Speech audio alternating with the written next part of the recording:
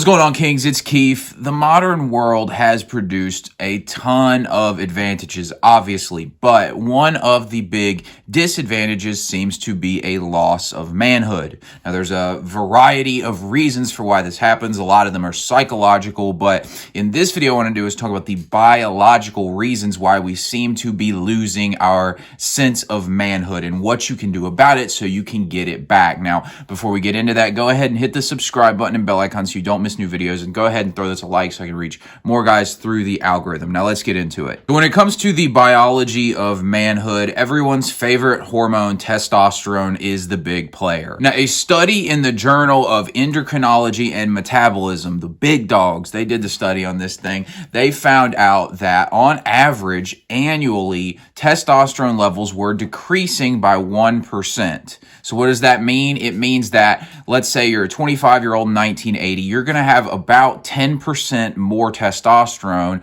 than a 25-year-old in 1990. And this pattern continues to go along as time progresses. Having low testosterone causes problems that can range anywhere from low sex drive and erectile dysfunction to things like being obese. It causes more body fat to stay on your body as a natural result.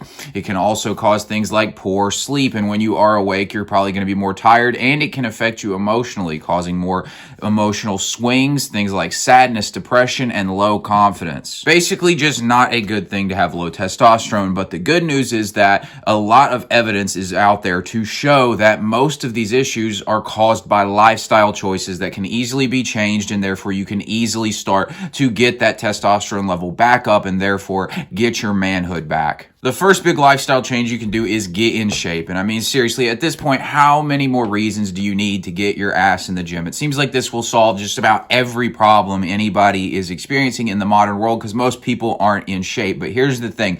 When you hold more body fat on your body, your testosterone levels go down. It messes with your hormone levels. And along with this, when you're building muscle, you need testosterone to build muscle. So think about it from your body's perspective. If you're not using your muscle and your muscle is atrophying, your body's not going to need to produce testosterone to maintain and grow new muscle. So if you build muscle, you will naturally increase your testosterone levels. The second lifestyle change is your diet. Exposure to pesticides are at an all-time high, and though you really can't completely eliminate your exposure to them, buying things like organic foods and meats that have not had hormones added or been fed a pesticide-filled diet will help you when it comes to raising your testosterone levels, because studies have shown that pesticides cause lower testosterone. Another one has to do with soy. Soy foods are high in something called phytoestrogens. I literally had to look down so I didn't forget what the word was, but phytoestrogens are basically a plant version of estrogens. They mimic what estrogen does in your body. When your estrogen levels go up, this will cause your testosterone levels to go down. You're messing with that balance in the body between those two hormones. The third lifestyle change is to manage your stress. Now, in our modern world, people seem like they're always stressed out about something, and it seems like a lot of people, like the media and things like that, they stand to gain from getting you into a stressed out state. So it seems like the world is always trying to make you stressed out. Now,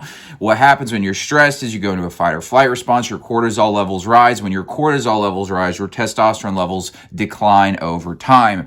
And, you know, I'm somebody who I used to really run at like high stress levels.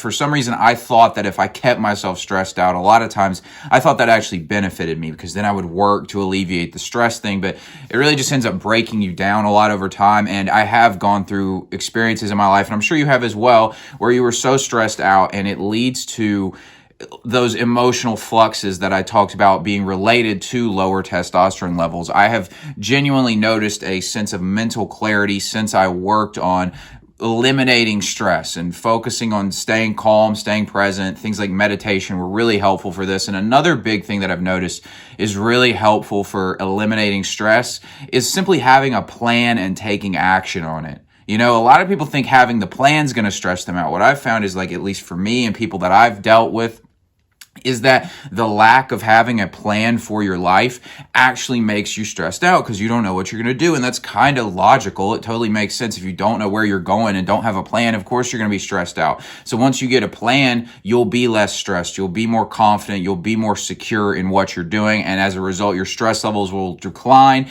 and you will notice that you will think clearer. You'll feel more masculine and just in a lot better space. And the fourth and final thing you can do is get more sun exposure or more vitamin D in your diet. Now, this is so important because in our modern world, again, this environment that we're living in, our jobs are typically indoor, and it seems like at this point most of the entertainment people do is indoors, so we never get sun exposure. And sun exposure is one of the big ways that you get vitamin D. And vitamin D has been proven to raise your testosterone levels, getting enough of it, that is, basically. And 50% of the US is deficient in vitamin D. So if you supplement with vitamin D, or at least go out and get in the sun, you can expect to see significant increases in your testosterone. In fact, a study was done that gave people 3,000 IUs of vitamin D3 for a year. And at the end of that, they found that their testosterone levels had gone up 25%. So this is one of the simplest things you can do. A vitamin D3 supplement is not even expensive. So I highly recommend you get on that. Now guys, if you got something out of this video, go ahead and give me a like, hit the subscribe button, and check out this video right here. It'll go along really well with this video. Thanks for watching, and I'll talk to you later.